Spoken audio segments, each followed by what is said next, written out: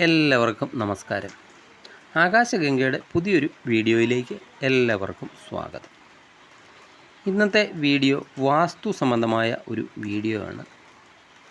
വാസ്തു എന്ന പദം ഇന്ന് എല്ലാവർക്കും സുപരിചിതമായ ഒരു കാര്യമാണ്. ആരെല്ലാം വീട് വെച്ചാലും ഒരു 90% ആൾക്കാരും വാസ്തുവൊക്കെ നോക്കിയാണ് വീട് വെക്കാറുള്ളത്.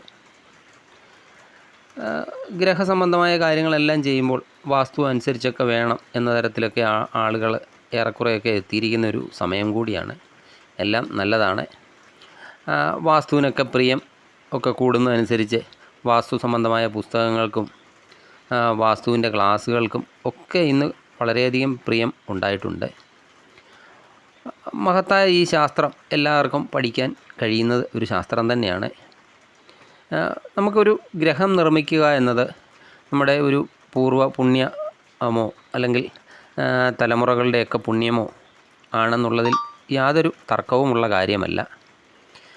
ഗ്രഹനിർമ്മാണത്തിനൊക്കെ ശേഷം വാസ്തുവിൻ്റെ പരിശോധനയൊക്കെ നടത്തേണ്ട വരുന്നതൊക്കെ വളരെയധികം ഭാഗ്യദോഷമായ കാര്യമാണ്. കാരണം ഭൂമിയൊക്കെ തിരഞ്ഞെടുക്കുന്നത് മുതൽ വാസ്തുവിനൊരു പ്രാധാന്യമുണ്ട്. ഈശ്വരാനുഗ്രഹമൊക്കെ ഉള്ളവരാണെങ്കിൽ അവർ ഭൂമിയൊക്കെ തിരഞ്ഞെടുക്കുമ്പോൾ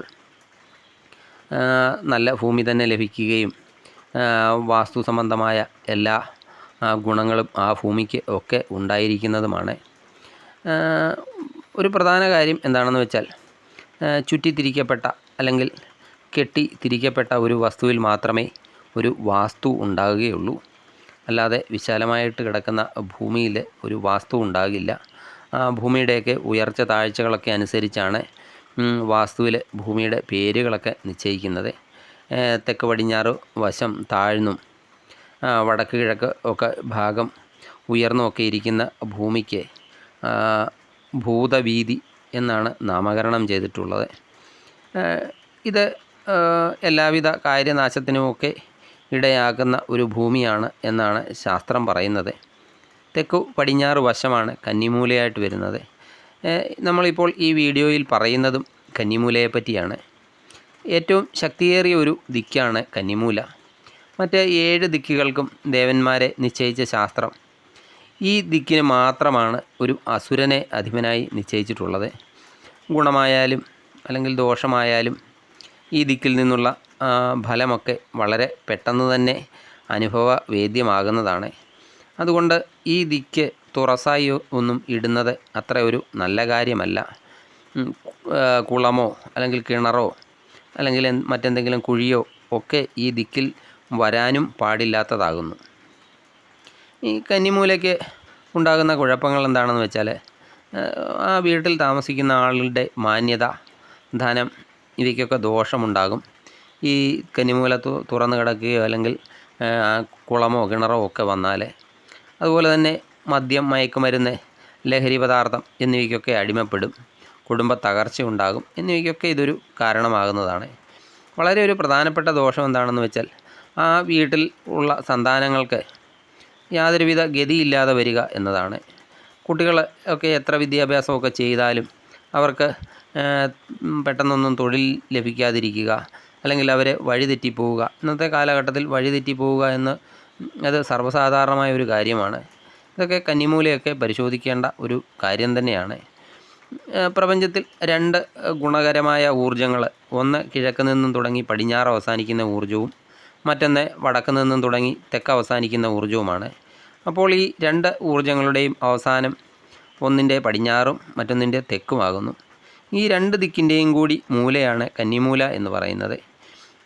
ഇതിൽ നിന്ന് കന്നിമൂലയുടെ പ്രാധാന്യം എന്താണെന്ന് മനസ്സിലായി കാണുമല്ലോ.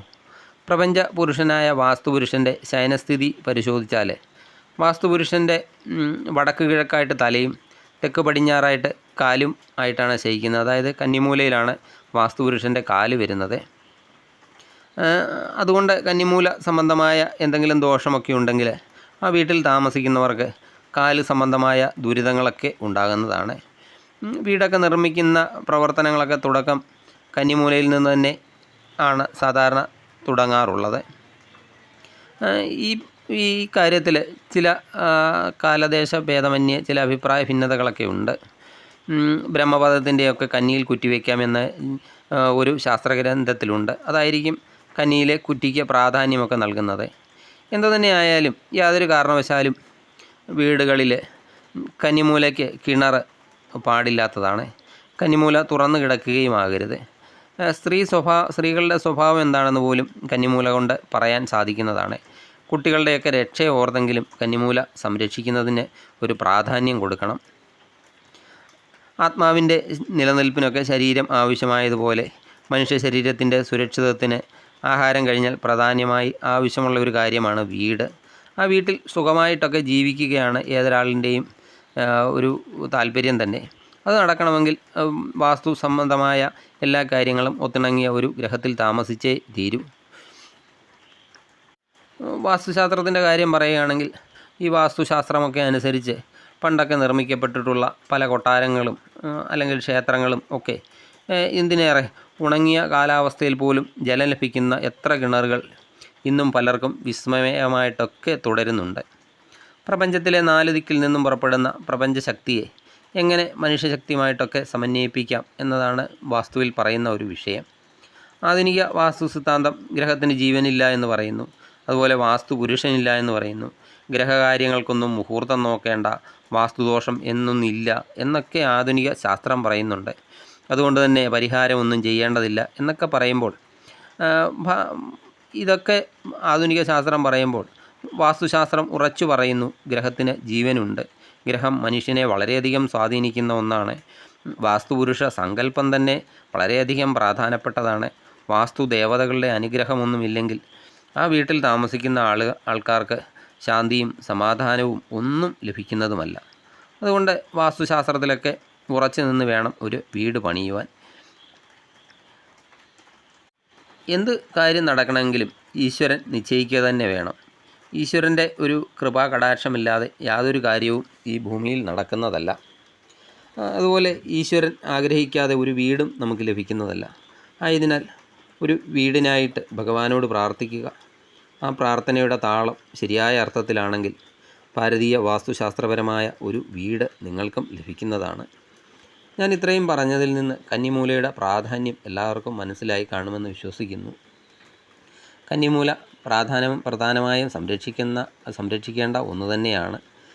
അതിന് വളരെയധികം പ്രാധാന്യം കൊടുക്കേണ്ട വസ്തുത തന്നെയാണ്. അത് വെറും കുട്ടിക്കളിയായിട്ട് എടുക്കേണ്ട ഒരു കാര്യമല്ല. അതുകൊണ്ട് എല്ലാവരും കന്നിമൂലയ്ക്കൊക്കെ പ്രാധാന്യം കൊടുക്കുക. വാസ്തു സംബന്ധമായ ദോഷങ്ങളൊക്കെ ഉണ്ടെങ്കിൽ കഴിയാവുന്ന വിധമൊക്കെ പരിഹരിച്ച് മുന്നോട്ട് പോവുക. നിങ്ങൾക്ക് ഈ വീഡിയോ ഇഷ്ടമായാൽ ലൈക്ക് ചെയ്യുക. സബ്സ്ക്രൈബ് ചെയ്യാതെ വീഡിയോ കാണുന്നവരാണെങ്കിൽ ദയവ് ചെയ്ത് സബ്സ്ക്രൈബ് ചെയ്ത് കാണുക. മറ്റൊരു വീഡിയോയുമായി വീണ്ടും കാണാം. നന്ദി, നമസ്കാരം.